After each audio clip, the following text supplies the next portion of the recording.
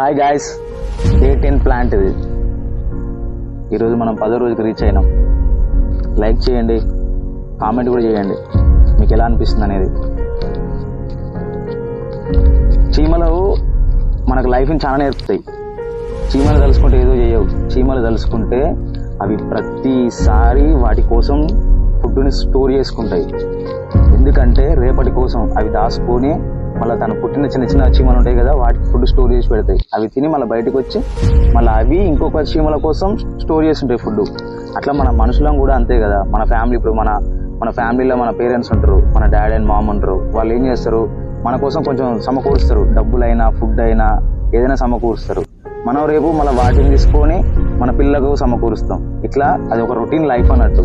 దీని అందరం మనం దాన్ని ఫాలో కావాలి కంపల్సరీగా. కొంచెం మనం దాచుకోవాలి మన డబ్బులు. మనం సంపాదించే సంపాదనలో ఒక 10, 20.